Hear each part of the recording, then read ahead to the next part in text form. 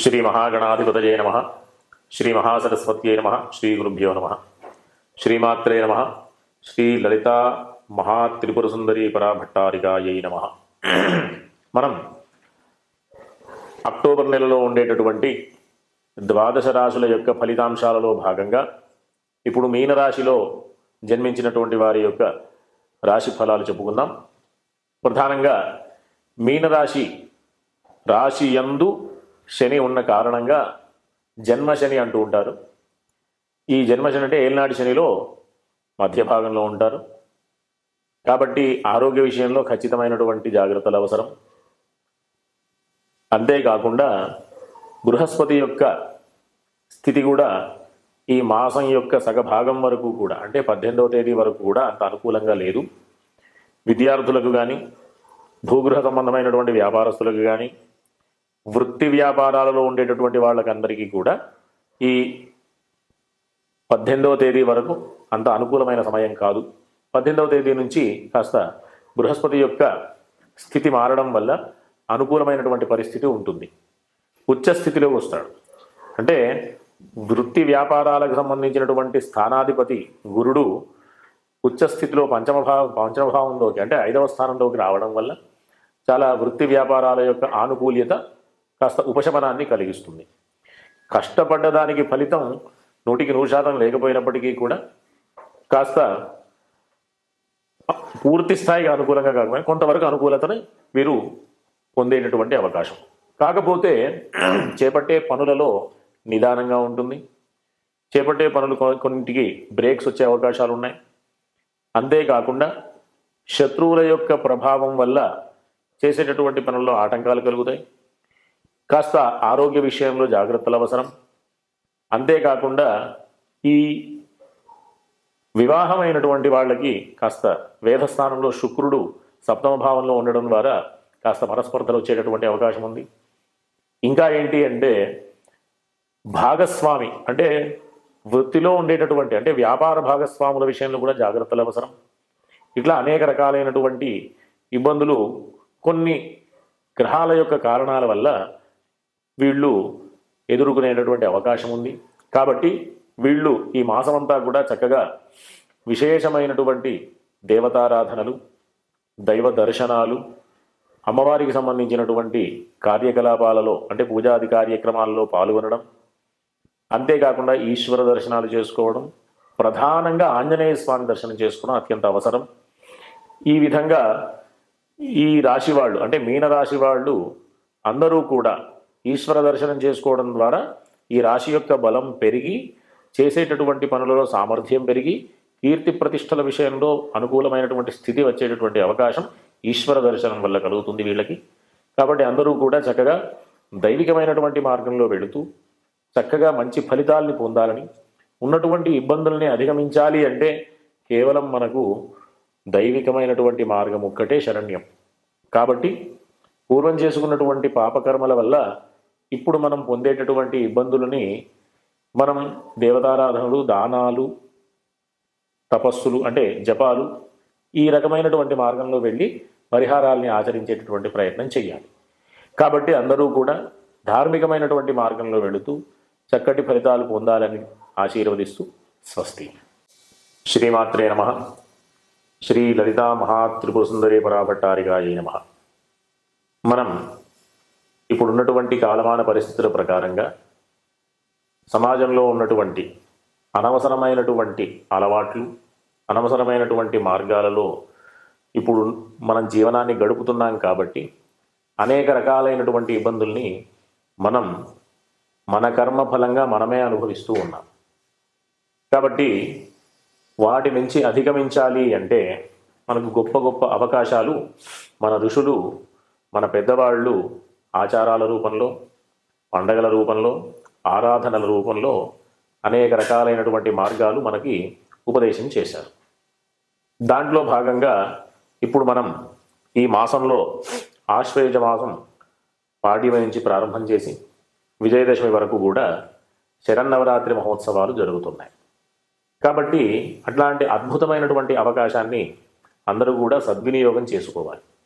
ఎందుకు అంటే మనం జ్యోతిష మార్గంలో చూస్తే జాతక చక్రంలో 3 స్థానాలు ఉంటాయి.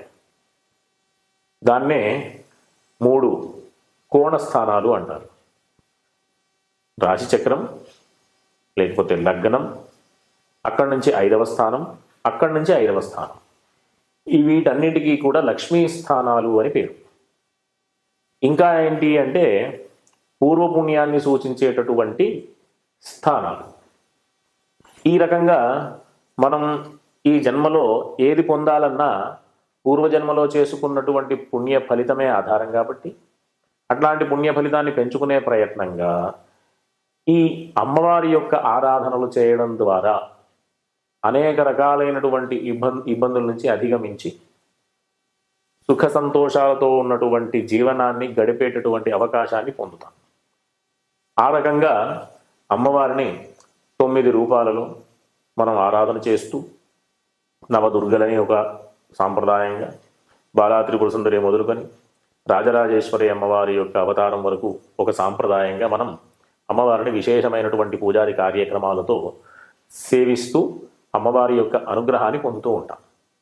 దీంట్లో భాగంగా కుటుంబ స్థానానికి, తరువాత కళత్ర స్థానానికి, పంచమ స్థానమైనటువంటి అనుష్ఠాన స్థానానికి, పూర్వపుణ్యానికి సంబంధించినటువంటి స్థానానికి, ఈ రకంగా ఏ మార్గంలో చూసుకున్న అమ్మవారి యొక్క ఆరాధన ద్వారానే మనం ఆ స్థానాల యొక్క ఆనుకూల్యతని పొందుతూ ఉంటాం. ఈ విధంగా ప్రతినిత్యం మనం ఆరాధన చేస్తూ విశేషంగా దీంట్లో గాయత్రి అమ్మవారి యొక్క స్వరూపంగా మనం ఎంత విశేషంగా గాయత్రి అమ్మవారిని కీర్తిస్తే, ఎంత విశేషంగా స్మరిస్తే అంత విశేషమైనటువంటి ఫలితాన్ని పొందేటటువంటి అవకాశం. ఇంకా ఏంటి అంటే గాయత్రి మంత్రం ఉపదేశం తీసుకునేటటువంటి వాళ్ళకి తరువాత వచ్చేటటువంటి మంత్రం ఒకటి వస్తుందన్నమాట. అవృధమసౌ సౌ ఓం య ప్రాణస్వం మే గోపాయ అని. దాంట్లో వ్యాఖ్యానంలో ఏముందంటే అవృధం అని దాంట్లో వాక్యంలో చెప్తూ, నేను గాయత్రి మంత్రాన్ని ఉపదేశం తీసుకోవడం ద్వారా వృద్ధిని శ్రీని పొందాను అని, అంటే జ్ఞానాన్ని పొందాను. అందరూ శ్రీ అంటే లక్ష్మీ అమ్మవారు, అమ్మవారు అంటే లక్ష్మీ అమ్మవారు అంటే ధనం అనేటటువంటి విషయమే కాకుండా ప్రధానంగా జ్ఞానం అనేటటువంటి విషయాన్ని కూడా తెలుసుకోవాలి. కాబట్టి లక్ష్మీ అమ్మవారి యొక్క ఆరాధన, తరువాత గౌరీ అమ్మవారి యొక్క ఆరాధన, విశేషమైనటువంటి ఈ కల్పాలన్నీ కూడా చతుషష్ఠి ఉపచార పూజలని, కుంకుమార్చనలని, విశేషమైనటువంటి చండీ హోమాలని, మహాకాళి మహాలక్ష్మి మహాసరస్వతి స్వరూపంగా అమ్మవారి ఆరాధనలని, కాళీ అవతారమని, రాజరాజేశ్వరి అమ్మవారి అవతారంతో పూర్తి పరిసమాప్తం అవుతుంది. దీంట్లో సరస్వతి అమ్మవారి యొక్క పూజా విశేషాలు ఇవన్నీ కూడా మనం నవరాత్రి మహోత్సవాలలో మనం ఆరాధనలో భాగంగా ఆచరిస్తూ ఉంటాం. కాబట్టి అందరూ కూడా ఈ విశేషమైనటువంటి అవకాశాన్ని సద్వినియోగం చేసుకుంటూ చక్కగా నవరాత్రులలో అమ్మవారి సేవ చేసుకుంటూ ఉన్నటువంటి ఇబ్బందులన్నీ కూడా అధిగమించేటటువంటి ప్రయత్నం చేయాలి. ఒకటైతే మనం ఈ ప్రస్తుత కాలమాన పరిస్థితుల ప్రకారం అందరికీ సంబంధించినటువంటి విషయం ఒకటి ఉంది. ఏంటంటే ఆర్థిక సమస్యలు. ఆర్థిక సమస్యలు 2 రకాలుగా ఉంటుంది. ఒకటి ప్రతినిత్యం మనం సంపాదించుకునేటటువంటి డబ్బు ఒకటైతే, ఇంకొకటి ఆర్జిత ధనమని, అంటే సంపాదించుకొని పెట్టుకున్నటువంటి బ్యాంక్ బ్యాలెన్స్లని, పూర్వం నుంచి వచ్చినటువంటి ఆస్తులని, తండ్రి ద్వారా వచ్చినటువంటి ఆస్తులని, ఇవన్నీ అనేక రకాలైనటువంటి మార్గాలలో మనం ఆర్థిక విషయాల్ని చూస్తూ ఉంటాం.